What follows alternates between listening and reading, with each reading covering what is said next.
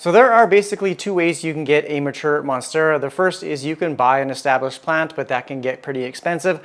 Or the second way is you can grow a smaller plant, but how long does that actually take? Hey, I'm Jeff and welcome back to another video. I'm going to be talking about all the different stages of the Monstera as well as how long it actually takes to grow them into a mature plant. And I'm talking about a mature plant like Lee from Kill This Plant. His Monstera deliciosa is something to be marveled by. It is a large, massive plant, and it's something that I think we all strive for. So let's get into it. Buying a mature plant is a good idea if you want an immediate large plant and if you have the money to do so, because buying even a regular Monstera deliciosa, a large form, can get quite expensive. It can range into the hundreds of dollars. And then obviously if you have a space to accommodate a large plant. So if funds are an issue or you're on a budget, I know I don't like spending a ton of money on plants. I like to find myself a good deal or two. Then maybe buying cuttings is an option for you, but the only thing to be concerned about is just knowing what type of cutting you're getting, either a top cutting or a mid cut. A top cutting is exactly as it sounds. Whenever someone propagates a Monstera plant, they will have to cut somewhere along the stem, hopefully leaving you 2 or 3 nodes, and you can take that top portion and propagate it either in water, you can plant it directly into soil, or even sphagnum moss to grow roots. Now the top cutting is the preferred cut just because the newest leaf will be of similar size and have the same fenestrations, and it should just continue on after it sets up a root system. Now whether you buy an unrooted or rooted cutting, preferably rooted, just because it will take a longer amount of time for the plant to establish a root system to sustain new growth, whereas if you buy a plant that's already rooted in water or soil, then it'll be less time before it actually starts to push out a new leaf. Now the advantage to buying a cutting of a mature plant is that you can get it for a fairly decent price. I got this 1 leaf large top cutting off of Facebook Marketplace for like $30. When I bought it, it was being rooted in water and it was just starting to get a new leaf. And this little guy right down here, when I brought it home, I actually put it into soil fairly soon afterwards. And I think the newest leaf that was just starting to grow, it kind of stunted just because I took away probably a lot of the energy from the plant, rooting it or placing it in soil. So that's kind of my fault, but I'm anticipating the next leaf to be of similar size to this one. So it's a nice affordable option if you're looking for a mature plant. I bought this plant in January, it's now July. It hasn't done anything, so I'm just waiting for the newest leaf. And you can see down here, there is a little bit of a bump on the stem where a new leaf is going to form. So I'm anticipating a new leaf here soon, maybe in a month or two. One thing to keep in mind when you buy a mature plant like this is that the rate of growth when it's larger will be much slower than a younger plant. Now a mid-cut is essentially the middle section of the stem, and generally it will have 1 node and 1 leaf. So here's a little section of the stem. I have another example right here. So the reason why this is not the preferred cut is because you will not continue to get new growth from the end of the stem. You will get a new little stem or growth point from this little oval structure right here. This is the growing eye.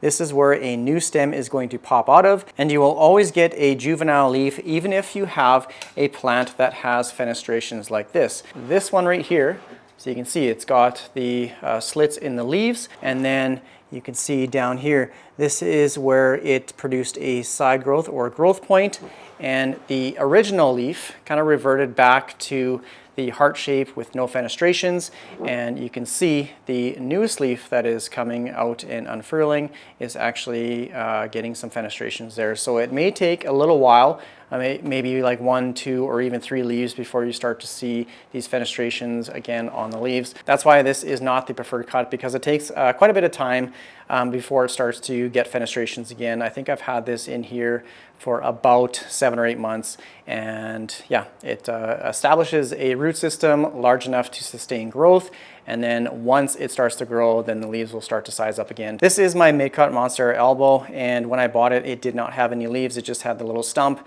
Thankfully, shortly after buying it, the growth point activated and it started to push out growth. So I think in the span of maybe 6 months, I am on the 3rd leaf, and it does have its first fenestration, so I'm looking forward to the next leaf, and hopefully it will continue on sizing up and getting more fenestrations. So depending on the type of plant or cut that you get, it could take anywhere from a few months to a year or more to start to see these beautiful fenestrations that we all hope to achieve. Now that I've talked about the different types of cuts and what to expect, and before I start talking about buying an affordable, established plant from a big box store or a garden center, there is one thing that all of these monsteras need in order to get fenestrations and larger leaves, and that is light.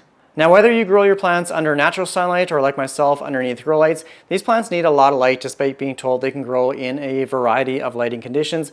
I would say medium light at best, and these can even be trained or acclimated to receive direct sunlight, preferably in the morning for a couple hours, and you shouldn't have any issues. They need the high light to get the larger leaves as well as the fenestrations and holes that we all strive for in our plants. Over the last couple of weeks, I've been in the process of swapping out my cheap grow bulbs for Soltech's Vita grow bulb, and that's for two main reasons. The first reason is the color of the grow light. I particularly don't like the pink or reddish tone. I'm just using this kind of white backer border just to demonstrate the difference between the two. I don't like the way this color looks. When you come over to the Soltech light, it is a much warmer, just softer light temperature.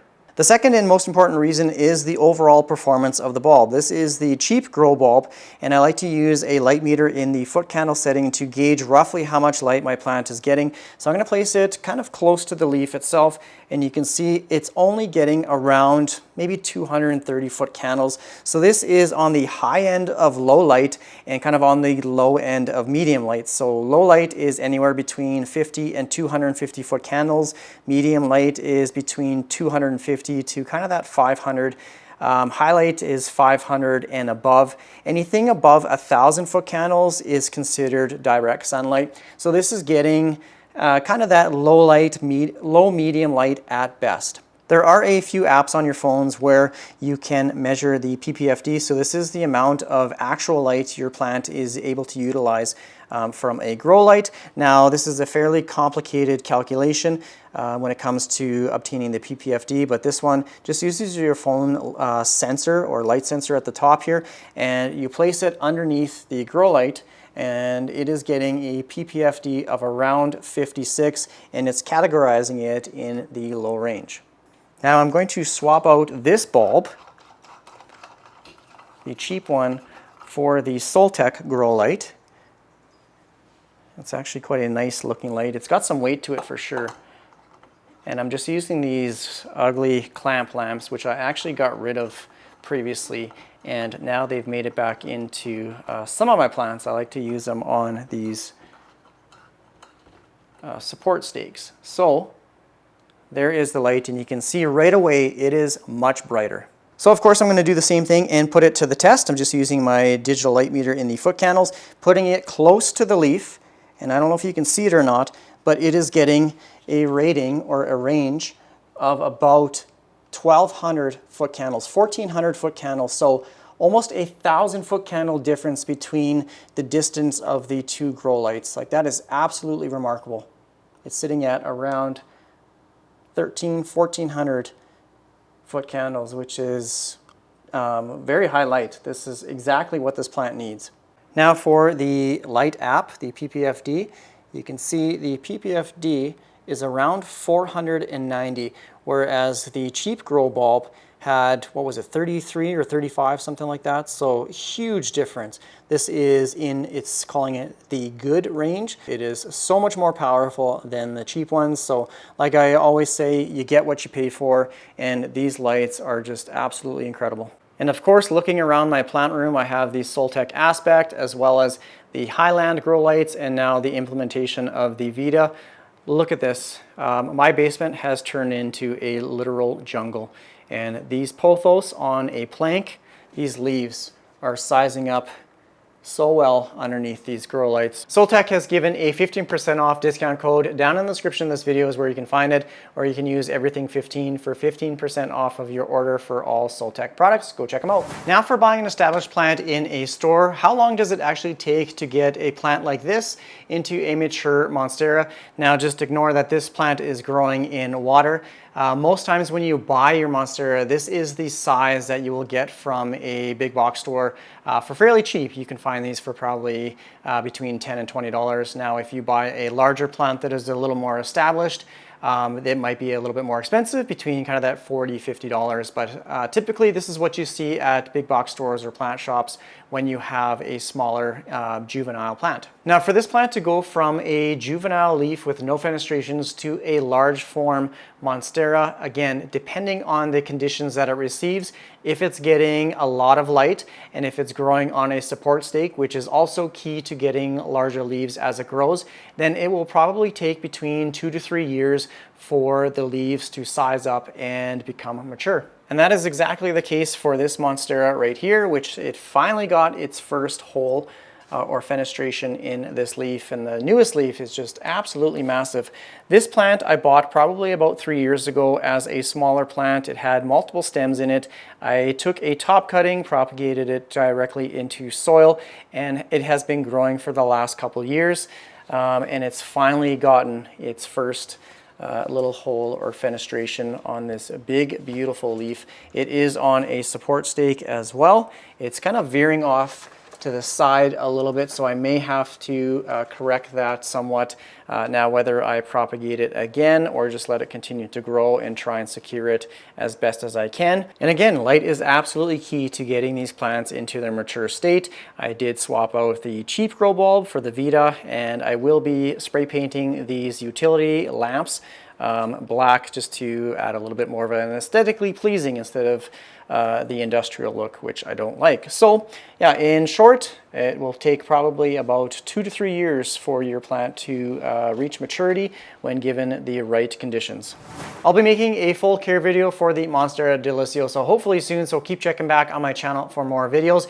Just remember that these plants need a lot of light, and the reason why they need a lot of light is because they need a lot of energy to produce these larger leaves. So hopefully you found this video useful and helpful and interesting and all that kind of stuff. I appreciate the support. Thanks for watching, everyone. Take care. Bye.